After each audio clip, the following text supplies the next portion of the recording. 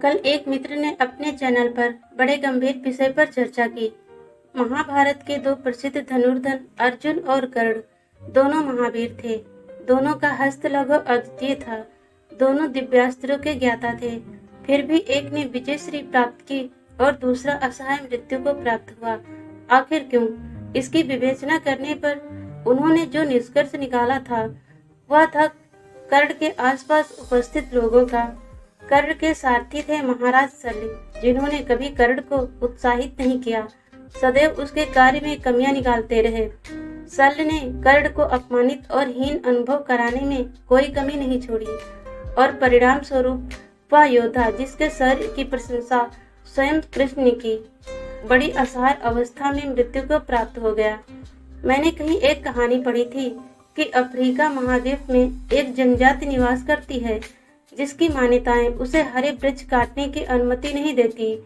जब उन्हें कोई वृक्ष काटना होता है तब वे लोग उस वृक्ष को घेर कर उसे कोसना और गाली देना प्रारंभ कर देते हैं। इसका परिणाम यह होता है कि वह 15 से 20 दिन में वह वृक्ष सूख जाता है। सारांश यह है कि यदि अपमानित करने कोसने पर एक वृक्ष की यह स्थिति हो जाती है तो एक चेतना संपन्न व्यक्ति की क्या स्थिति होती होगी।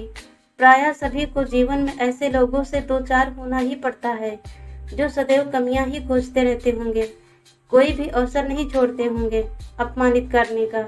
व्यक्ति कुछ भी करे पर ऐसे लोग बहाने खोज ही लेते हैं निंदा, उपेक्षा और अपमान के।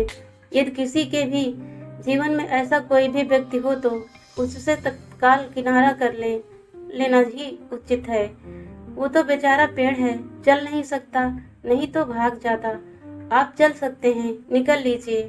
यदि कर्ण की तरह महत्वाकांक्षा के चक्कर में पड़े कि ऐसे लोग उपयोगी हैं, सहयोगी सिद्ध होंगे, तो आपकी भी दशा वही होगी जो कर्ण की हुई।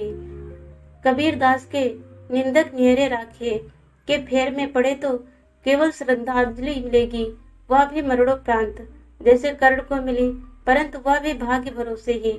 अतः मेरी सलाह मानिए और भाग निकलिए पहली फुर्सत में। जीवन रहा तो महाभारत चलता ही रहेगा और अवसर मिलेंगे। तुलसीदास भी ऐसे निंदकों को पहचान गए थे, तभी तो उन्होंने इतिहास का पहला डिस्क्लेमर लिख दिया, स्वतः सुखाए तुलसी रघुनाथ गाथा। उन्हें भी पता था कि यदि ये नहीं लिखा तो लोग वाल्मीकि रामायण और पुराणों का उद्धरण देखकर उनका जीना दुश्वार कर देंगे। यदि यह लेख पढ़कर आपको लग रहा हो कि मैं पलायनवादी हूँ तो मैं भी डिस्क्लेमर देता हूँ कि यह तो मुझे काशी से विरासत में मिला है। हमारी काशी में एक कहावत है, कहीं मारे मर्दानगी कहीं भागे मर्दानगी। यह कहावत जिसने भी कही हो, परंतु मेरे ख्याल से वो वैष्णव से काशी का निवासी रहा होगा, इसीलिए उस पर भगवान ऋण छोड़ का प्रभाव अधिक रहा। अन्यथा शैव काशी वाले तो मरण मंगलम यंत्र का झंडा उठाए घूमते रहते हैं, एक सूत्र जो सदैव प्रातः स्मरणीय है। अतः आपको दे रहा हूँ, जब रहे जीव तबे पीवा घ्यूं, अर्थात जब जीवन शेष रहेगा तभी संसारिकता काम देगी। अतः अवसर है ऐसे लोग जो आपको हतोत्साहित करते हों, आपकी कमियां निकालना ही जिनका धर्म बन गया हो, जो निंदा संलग्न हो, उनसे समय रहते दूरी बना लीजिए, क्योंकि दुर्घटना से देर भली। दोस्तों, आप लोगों को कहानी अच्छी लगी हो तो वीडियो को लाइक करके चैनल को सब्सक्राइब